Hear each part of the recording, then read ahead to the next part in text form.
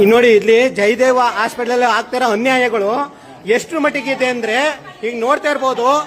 ಈಗ ನಾನು ನಿನ್ನೆಯಿಂದ ನಾನು ಇಲ್ಲಿ ಅಡ್ಮಿಟ್ ಆಗಿದ್ದೀನಿ. ಅಡ್ಮಿಟ್ ಆಗಿದ್ರೆ ಒಬ್ಬ ನನ್ನ ಮಗ ಡಾಕ್ಟರ್ ಬಂದಿಲ್ಲ. ಆದ್ರೆ ಬಿಲ್ ಮಾತ್ರ ಗಗನಕ್ಕೆ ಏರ್ತಾ ಹೋಗ್ತಾ ಇರ್ತದೆ. ಬೆಡ್ ಚಾರ್ಜ್ ಗಗನಕ್ಕೆ ಏರ್ತಾ ಹೋಗ್ತಾ ಇರ್ತದೆ. ಮತ್ತೆ ಬೆಡ್ ಇಲ್ಲಿ ಖಾಲಿ ಇದ್ರು ಕೂಡ ಬೆಡ್ ಇಲ್ಲ ಅಂತ ಇಲ್ಲಿ ಜನ ಅಲ್ಲಿ ಅರ್ಧದಲ್ಲಿ ರೋಡಲ್ಲಿ ನಿಲ್ಲಿಸಿರ್ತಾರೆ. ಬೆಡ್ ಕೊಡಲ್ಲ, ಬೆಡ್ ಕೊಡ್ತೀನಿ ಅಂತ ಮಾಡ್ಬಿಟ್ಟು ಡ್ರಾಮಾ ಆಡ್ತಾರೆ. ಇಲ್ಲೆಲ್ಲ ಜಯದೇವ ಒಂದು 30% ಕಮ್ಮಿ ಆಗುತ್ತೆ, ಇದು ರೇಷನ್ ಕಾರ್ಡ್ ಇದ್ರೆ ಒಂದು ಇದಾಗುತ್ತೆ ಅನ್ನೋದು ಜನ ಭ್ರಮೆನಲ್ಲಿದ್ದಾರೆ. ಮಂಜುನಾಥ್ ಸಾರ್ ಇರಬೇಕಾದ್ರೆ ಇದು ಅದ್ಭುತವಾದಂತ ಒಂದು ದೇವಸ್ಥಾನ ಆಗಿತ್ತು.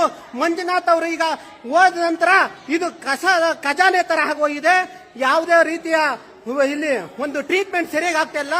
ದಿನನಿತ್ಯ ಸಾಯಿಸ್ತಾ ಇದಾರೆ. ಒಬ್ಬ ಡಾಕ್ಟರ್ ಬಂದಿರಲ್ಲ, ಆದ್ರೆ ಮಾತ್ರ ಇಲ್ಲಿ ಜನಗಳನ್ನೆಲ್ಲ ನೋವಿಂದ ಪರದಾಡೋ ತರ ಒಂದು ಸ್ಥಿತಿ ಇರ್ತದೆ. ನಾನು ಒಬ್ಬ ಹೃದಯದ ಪೇಷಂಟ್ ಅಂತಂದ್ರೆ ಆದ್ರೂ ಇಷ್ಟು ಜೋರ ಮಾತಾಡ್ತಾ ಇದ್ದೀನಿ ಅಂದ್ರೆ ಇಲ್ಲಿ ನಮ್ಗೆ ಎಷ್ಟು ಅನ್ಯಾಯ ಆಗಿದೆ ಅನ್ನೋದನ್ನ ನಾವು ತಿಳ್ಕೋಬೇಕಾಗಿದೆ ಸ್ನೇಹಿತರೆ. ಈಗ ಇನ್ನು ಮುಂದಾದ್ರೂ ಎಚ್ಚೆತ್ಕೊಳ್ಳಿ ಜನರೇ.